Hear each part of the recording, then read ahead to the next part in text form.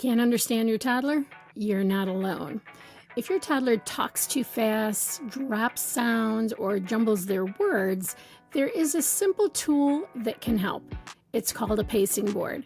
I'm going to share with you what a pacing board is, what it helps with, why it works, and how to make and start implementing one today.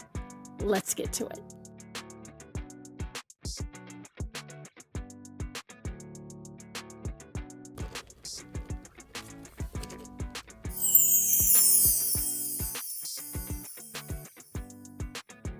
I know speech intelligibility is a big concern for many parents of toddlers and preschoolers. So I wanted to share today one of my favorite tools for working on speech intelligibility, and that's a pacing board. What is a pacing board, you may be asking? A pacing board is a visual picture or a physical object that you have your child touch when they're working on speech sounds or phrases. It's like a little map of your child's words, and each spot has a tap, and that helps them to slow down, and it makes the sounds and the words come out a lot clearer with time and practice. A pacing board can be used for a number of different things. It can be used for working on sound clarity. So for those kiddos who are maybe omitting a beginning sound or an ending sound on a simple word like cat or cup or dog, they're leaving off the D or they're leaving off the G. We can use a pacing board to try to slow them down to be able to get those sounds a little bit more easily. It works great for those kids who maybe are struggling with maybe those two-syllable words of like baby and puppy, or even those bigger words of like things like hippopotamus. Not that we are going to worry about that for a 2-year-old. I'll talk more about that in a minute. It also works great for those kiddos who are struggling with kind of the speed control. There are some kids that tend to kind of, as they start to learn more and more words, they just kind of jumble them all together, and it makes it really hard to discern the different words in their phrase. You might catch one out of the two. So the pacing board will help slow that speed down, and it kind of helps build an internal kind of metronome over time for them to understand the pacing. And it's also great for language growth, like moving from single word utterances to 2-word utterances, and then going from 2-word utterances to 3-word utterances. It can be a really wonderful tool for a variety of different reasons. Before we dive in, I want to give you a quick sense of what's typical for preschoolers and toddlers so that you're not stressing about things that aren't red flags for their age. A 2-year-old, we would be expecting that they're starting to put together 2-word phrases, things like more milk or car go. You might hear a few longer words like banana, but it's really normal for them to shorten them to nana and blend sounds together. By 3 years old, lots of kids can use 3- and 4-word phrases and tackle some of those bigger words, but it's still not uncommon for them to simplify some of them. So for example, saying pewter for computer. By 4 and 5, preschoolers are using longer sentences and can handle most of those big words, but it's still normal for some of those really tricky ones to get mixed up a little. So if your toddler isn't saying 4-word phrases or using big words like butterfly, I don't want you to panic about it.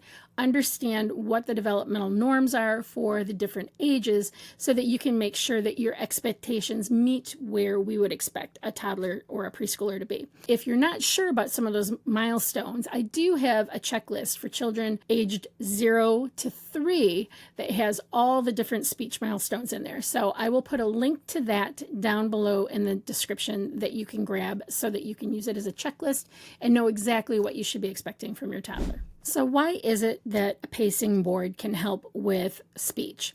Well, first of all, again, we have to remember that talking is a really complex process for our little ones, especially our toddlers. They're just learning all these words and they don't have all this practice with getting these sounds out in the right order. So they're having to figure out how to pull out the right word and maybe even possibly pair it with another and then to do the motor planning part of it to get the word or the phrase out. So it's a whole lot for them to do. And using a pacing board can help slow their speech down to allow them to finish the sounds that are in the different words or in the phrase. It helps create a steady rhythm for the words if they're combining words or for the sounds that they might be putting together. And it also gives them that really important brain to mouth coordination time. We really have to slow things down for our toddlers. I see so many parents singing songs super fast, and it's like, I need you to slow down. Their little mouths just can't keep up with it. So great way to give them that brain to mouth coordination time. It's also a nice way to be able to highlight the endings and middles of different words. A lot of times our little ones just aren't really hearing those sounds, so they kind of simplify it. So it's a nice way to really accentuate it using a pacing board. And as I mentioned earlier, it's a great way to be able to build longer phrases by giving each word its own space. One thing I want to say about that is I always encourage the families that I'm working with to focus on clarity first, expansion second. So we're going to focus on the clarity of the word. So if they're saying ca instead of cat, then we're not going to worry about to build that into a 2-sentence or 2-word phrase like black cat. We're going to focus on getting cat nice and clear. Then we can worry about focusing on the expansion of cat meow. So clarity first, expansion second. So let's talk about creating a pacing board. The cool thing about this particular tool is that you don't need to have any kind of special supplies, just something safe, simple, and easy for little hands. I want to show you my favorite go-to for a pacing board, and that is just simply some stickers on a piece of paper. Now, normally I like to use the garage sale stickers, but for the life of me, I couldn't find any of them at the Dollar Tree, but they had all sorts of other wonderful stickers in the teacher section of the store. They had hearts, they had all sorts of stuff. They even had pumpkins. I can't believe we're already talking pumpkins when it's still summertime. Getting some circle dots, that's my favorite to do. If you are going to use other stickers, I don't like to use too fancy of things because I find it to be a little distracting. I've had some parents that have tried to use like Paw Patrol stickers, and their kids just get so focused on the sticker itself that they don't end up using it the way that we want them to use it. So I personally find that, especially with toddlers, keeping it really simple is best. For a preschooler, if you're working on sound production or, expanding into sentences, I think using some of the different kinds of tactile things, which I'll show you in a moment, is okay. So this would be a pacing board that could be used for a simple word where maybe we're working on cat and we're going to go k, at, or we're going to go cat, depending on what sounds our little toddler is making.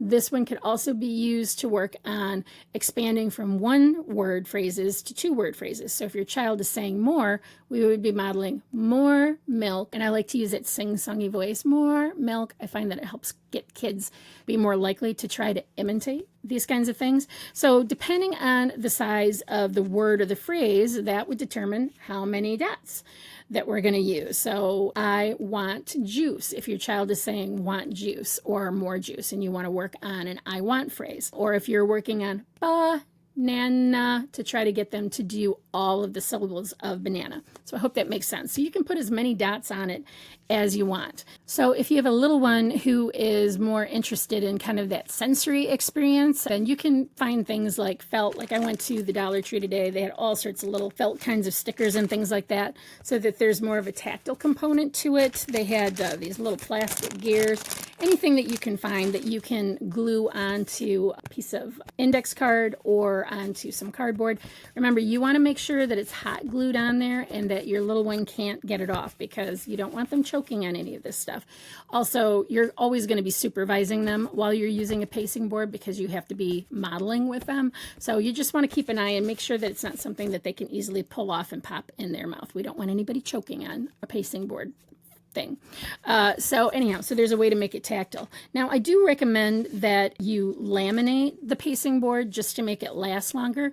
Now, if you can't get to a laminator, you can just put it in a Ziploc baggie and seal it up. I like to use the little snack size baggies. You can also just find some clear packing tape or even Scotch tape and just kind of wrap it around so that it'll last you a little bit longer. There's other ways that you can do this. It doesn't always just have to be a piece of paper. You could actually put some things onto a ruler or a paint stick. These are just some erasers, again, Dollar Tree. I should get some money for shouting out for them as much as I am. But yeah, so you can put some little things like this on there. Again, I would do this more so with older kids than a toddler, and make sure, again, it's secure because we don't want a choking hazard. You can also use just sticky notes and like put sticky notes like on the refrigerator, and we touch each one of the sticky notes beforehand.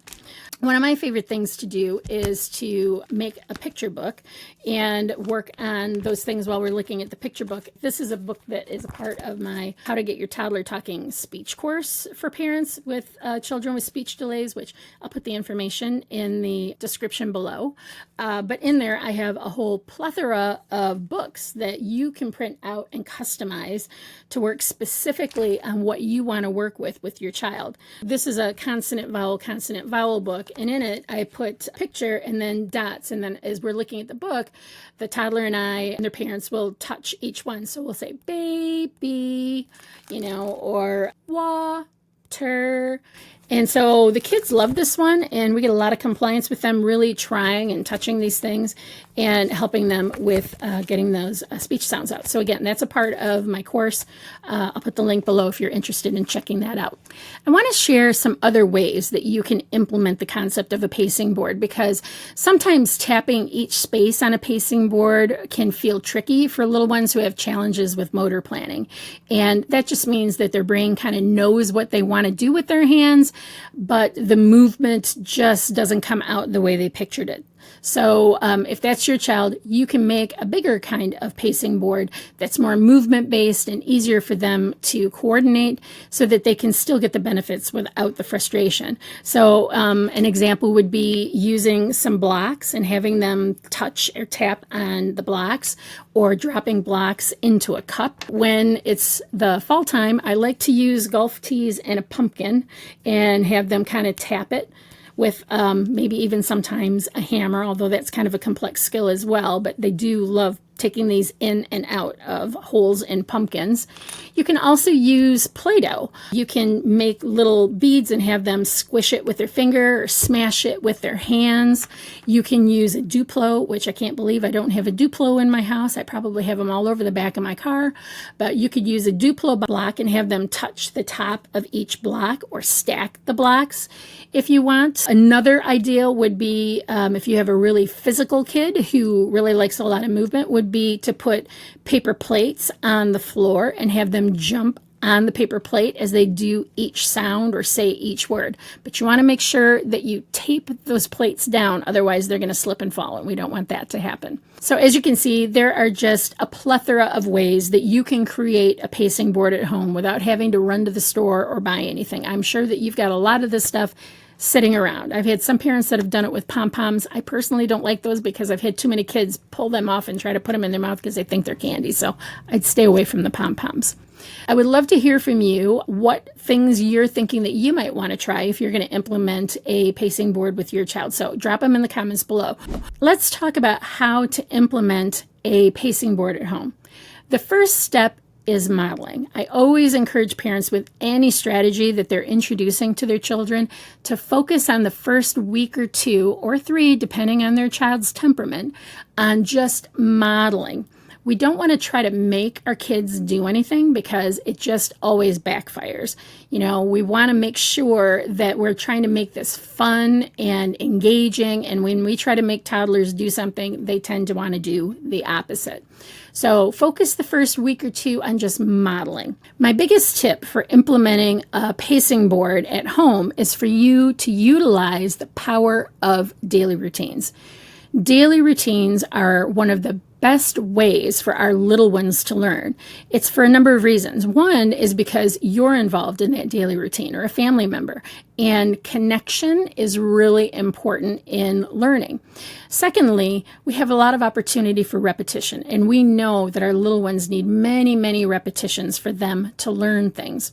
So if you think about, let's say, for example, incorporating a pacing board into meal times and snacks for a little one who really likes those daily routines, then that's like 5 to 6 little learning opportunities every day, all that repetition. Now multiply that sometimes 7 days a week and 4 weeks a month, right? That's a lot more learning than a little one is going to get, let's say, just doing one outpatient speech therapy session. And that's not a diss against speech therapy, because it is a much needed thing for many, many children. But I want to impress upon you how you doing these things at home really has the opportunity to have even more impact, just because of the frequency that you can incorporate into the things that you're already doing. And that's really the bonus, right? It's not about setting aside time to do work with your child.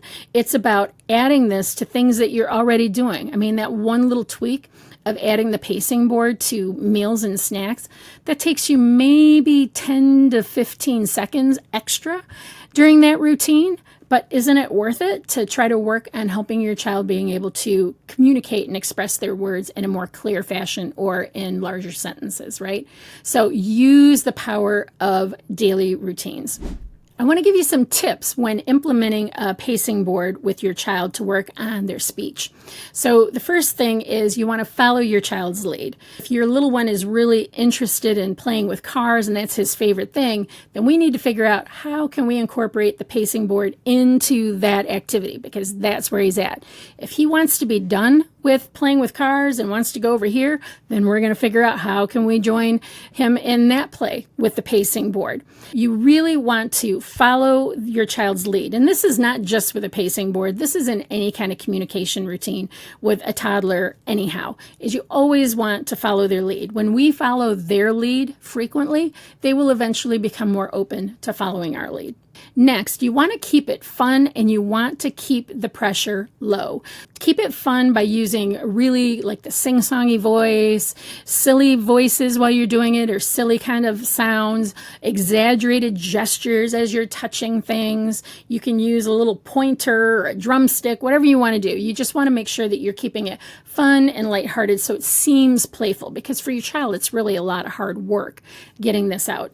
And we also want to make sure that we are not doing any pressure during this, right? Because especially with our toddlers, their brains are hardwired to do the opposite of what it is that we say. So when we tell them not to touch the TV and they go, oh, this thing right here, it's going to be the same with pacing board. If you're telling them touch the dots, they're going to be like, I don't want to touch the dots. And if we then try to make them touch the dots, they're going to be like, I'm out of here. So if your child says no, they don't want to do it, we need to honor that no, especially if they say the word no, right? Because that is communication.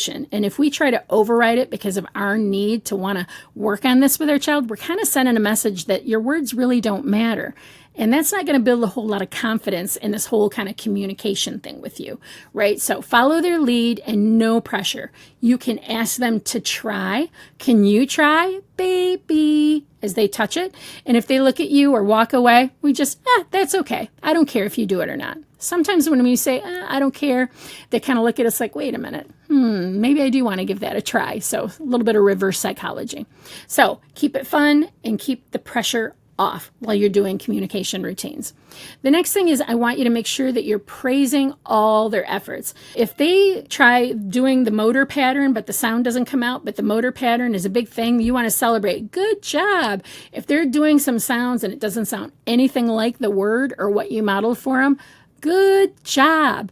We just want them to know, I get that you're trying and I see you, I hear you, and I think it's great that you even gave that a go.